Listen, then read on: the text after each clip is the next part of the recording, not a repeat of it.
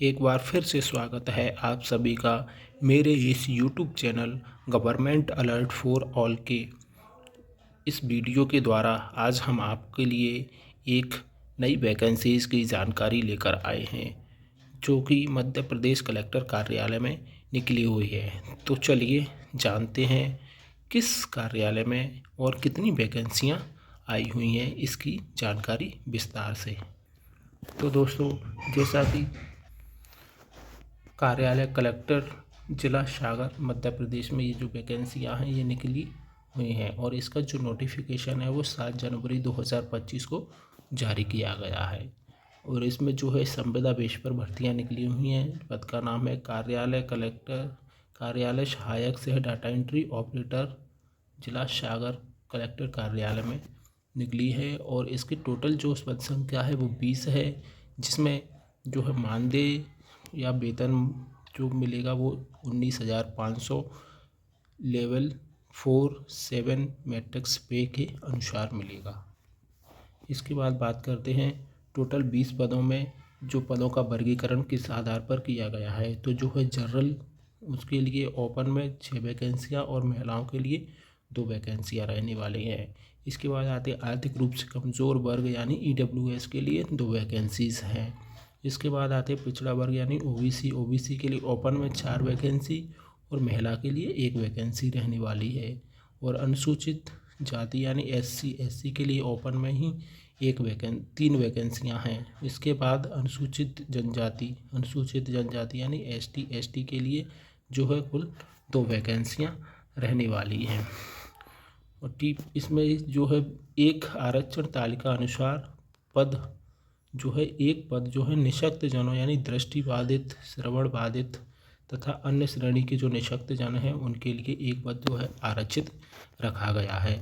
अब जानते हैं इसके लिए क्या योग्यता रखी गई है। तो सबसे पहले कार्यालय पत्र एवं कार्यालयीन कार्य को जो हिंदी व अंग्रेजी में टंकर करने की क्षमता दक्षता होनी चाहिए, यानी हिंदी इंग्लिश की उनको टाइपिंग आनी चाहिए। इसके बाद डाटा फीडिंग के कार्य की जानकारी होनी चाहिए कि डाटा फीड कैसे किया जाता है। इसके बाद दस्तावेज़ों की जो है स्कैनिंग का काम उन्हें आना चाहिए। MS ऑफिस तथा डाटाबेस सॉफ्टवेयर में कार्य का जो है 3 साल का अनुभव होना चाहिए। इसके बाद है जो शैक्षणिक योग्यता दी गई है वो है कम से कम 12वीं उत्तीर्ण होना चाहिए। यार 12वीं उत्तीर्ण के साथ 1 वर्ष का UGC से मान्यता प्राप्त विश्वविद्यालय द्वारा कंप्यूटर का डिप्लोमा। इसके साथ साथ आपके कंप्यूटर दक्षता प्रमाणीकरण परीक्षा यानी CPCT में दोनों सेक्शन में क्वालिफाइड होना अनिवार्य है। इसके बाद बात करते हैं पात्रता में जो है सबसे पहले उसे मध्य प्रदेश का मूल निवासी होना चाहिए। और नियुक्ति हेतु उम्मीदवार की जो आयु है कम से कम 18 वर्ष और तथा अधिक 21 वर्ष होना चाहिए, इन दोनों के बीच में होना चाहिए। अनुसूचित जाति, अनुसूचित जनजाति और पिछड़ा वर्ग एवं निःशक्त जन महिलाओं के लिए अधिकतम आयु सीमा में शासकीय नियमानुसार जो है 5 वर्ष की छूट दी जाएगी। इसके बाद बात करते हैं जो आयु सीमा में छूट दी जाएगी वो 1 जनवरी 2025 को 18 वर्ष से कम तथा 35 वर्ष से अधिक नहीं होना चाहिए।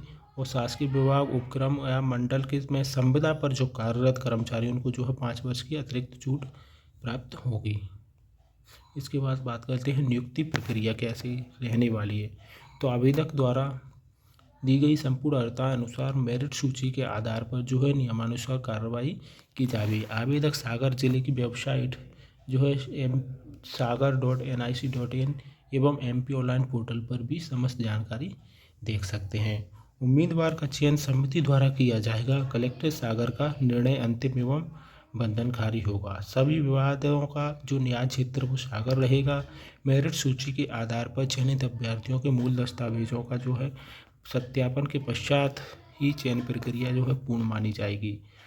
पात्र आवेदक की सूची CPCT के स्कोर कार्ड में प्राप्त अंकों के आधार पर नियमानुसार प्रक्रिया अनुसार मेरिट सूची तैयार की जाएगी। CPCT के स्कोर में 2 सेक्शन होते हैं। प्रथम सेक्शन जो है कंप्यूटर प्रोफिशिएंसी एवं दूसरा सेक्शन नेट टाइपिंग यानी हिंदी एवं अंग्रेजी स्पीड होता है। नेट टाइपिंग स्पीड के लिए हिंदी और अंग्रेजी दोनों में डाटा एंट्री ऑपरेटर के लिए क्वालिफाई होना आवश्यक है, यानी हिंदी और इंग्लिश दोनों की टाइपिंग में आपको CPCT क्वालिफाई होना चाहिए। हिंदी एवं अंग्रेजी नेट टाइपिंग स्पीड में क्वालिफाइड होने की स्थिति में मेरिट का निर्धारण कंप्यूटर प्रोफिशिएंसी में प्राप्त अंकों के आधार पर किया जाएगा, लेकिन मेरिट के निर्धारण में केवल उन्हीं अभ्यर्थियों को जो है शामिल किया जाएगा जिन्होंने हिंदी एवं अंग्रेजी नेट टाइपिंग में क्वालिफाई किया हुआ है। यदि 2002 से अधिक आवेदकों के कंप्यूटर प्रोफिशिएंसी में समान अंक होंगे तो हिंदी टाइपिंग के अंकों के आधार पर मेरिट का जो है निर्धारण किया जाएगा। हिंदी टाइपिंग में समान अंक होने पर अंग्रेजी टाइपिंग के अंकों के आधार पर निर्धारण मेरिट का जो है किया जाए। इसके बाद मेरिट में 2 आवेदकों को कंप्यूटर प्रोफिशिएंसी हिंदी एवं अंग्रेजी नेट टाइपिंग सभी में समान अंक होने पर अधिक आयु वाले आवेदकों को जो है प्राथमिकता दी जाएगी। यदि अंक समान आते हैं तो जो जिसकी उम्र ज़्यादा होगी उन्हें प्राथमिकता दी जाएगी। अब बात करते हैं नियुक्ति की जो शर्तें क्या रहने वाले हैं। तो संविदा पर नियुक्त कर्मचारी को शासन द्वारा निर्धारित मानदेय दिया जाएगा और नियुक्ति के पश्चात जिले के सिविल सर्जन का फिटनेस चिकित्सा प्रमाण पत्र कार्य पर उपस्थित होने के अधिकतम 7 दिन की अवधि में प्रस्तुत करना होगा, यानी मेडिकल। संविदा नियुक्ति कर्मचारी को की सेवाएं निर्धारित अवधि के 1 माह के नोटिस से समाप्त की जा सकेगी। इस हेतु जिला कलेक्टर सक्षम अधिकारी होंगे। नियुक्त संविदा कर्मचारी का 1 माह का पूर्व नोटिस देकर अथवा 1 माह का पारिश्रमिक नगद जमा कर संविदा सेवा से त्याग पत्र दे सकता है। नियुक्ति संविदा कर्मचारी बिना सक्षम अधिकारी की पूर्व अनुमति निर्देश के कार्यालय से संबंधित कोई सूचना जानकारी किसी अन्य व्यक्ति संस्था विभाग या किसी भी माध्यम से नहीं देगा तथा कार्यालयीन गोपनीयता भंग नहीं करेगा। ये जो है इसकी कुछ शर्तें हैं। इसके बाद आते हैं अपन नीचे दिए गए इसमें प्रतीक्षा सूची। चयनित उम्मीदवारों में से प्रत्येक पद के लिए जो है कम से कम 2 उम्मीदवारों की प्रतीक्षा सूची जो है बनाई जाएगी और जो ये प्रतीक्षा सूची है वो सामान्यतः 1 वर्ष के लिए ही वैध होगी, यानी जो वेटिंग लिस्ट बनेगी वो 1 साल के लिए ही इसकी वैलिडिटी होगी। इसके बाद आते हैं संविदा की अवधि। संविदा का जो है प्रथम संविदा अवधि 1 वर्ष के लिए होगी। वर्षांत पर कार्य का वार्षिक मूल्यांकन किया जाएगा। प्रत्येक वर्ष कार्य मूल्यांकन के आधार पर उपयुक्त पाए जाने पर आगामी वर्ष के लिए पुनः संविदा पर नियुक्त किया जा सकेगा, यानी जो है हर साल अप्रेजल होगा, उसके बाद आपकी जो है सेवाएं उन्हें आगे बढ़ा दी जाएंगी। इसके बाद आते हैं मानदेय। मानदेय जो है शासन द्वारा निर्धारित मानदेय के अतिरिक्त अन्य कोई जो है भत्ता या सुविधा की पात्रता उनको नहीं होगी।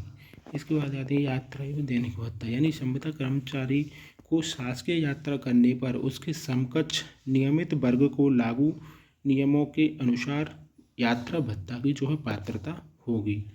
अब अवकाश की बात कर लेते हैं, आपको कितनी छुट्टियां मिलेंगी। तो संविदा पर नियुक्त कर्मचारी को नियमानुसार 1 वर्ष में कुल 13 दिन के आकस्मिक अवकाश एवं 3 दिन की ऐच्छिक अवकाश की पात्रता होगी, यानी आप टोटल 16 दिन का 1 साल में अवकाश ले सकते हैं। इसके बाद बात करते हैं स्थान परिवर्तन यानी ट्रांसफ़र के लिए।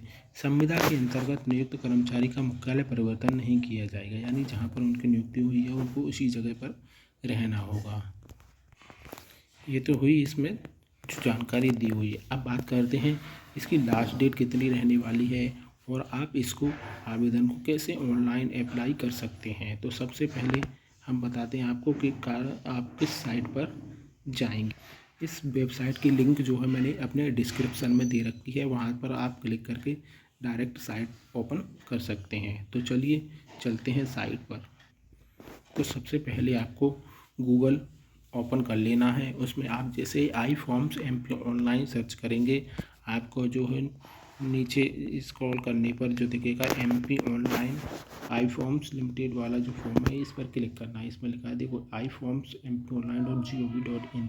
आप इसको इस लिंक पर जो है क्लिक करना है। आप जैसे इस लिंक पर क्लिक करेंगे आप ऐसे इस पेज पर रिडायरेक्ट हो जाएंगे। इसको आपको यहाँ पर ये क्रॉस का निशान दिया गया है, इस पर आपको क्लिक करना है और यहाँ पर क्लिक करके इसको पहले क्लोज कर देना है। तो चलिए क्लोज करते हैं। इसके बाद आप जैसे नीचे स्क्रॉल करेंगे तो दूसरा नंबर जहाँ पर दी है ये 199 जो सरल क्रमांक है यहाँ पर दिया हुआ है। मध्य प्रदेश जिला कलेक्टर कार्यालय सागर में लोक सेवा गारंटी प्रदाय अधिनियम 2010 के प्रभावी क्रियान्वयन के लिए जो है कार्यालय सहायक से डाटा एंट्री ऑपरेटर संविदा पद पर जो है भर्ती की ऑनलाइन आवेदन थी। इसके लिए आपको जो अभी मैंने नोटिफिकेशन बताया उसको आप यहाँ से डाउनलोड कर सकते हैं। ये इसकी रूल बुक दी गई है, यहाँ से आप इसकी रूल बुक डाउनलोड कर सकते हैं। और ये जो है नोटिफिकेशन। अब बात करते हैं एप्लीकेशन फॉर्म की। तो देखिए इसके सामने ही ये दिया हुआ है, इसके सामने एप्लीकेशन फॉर्म।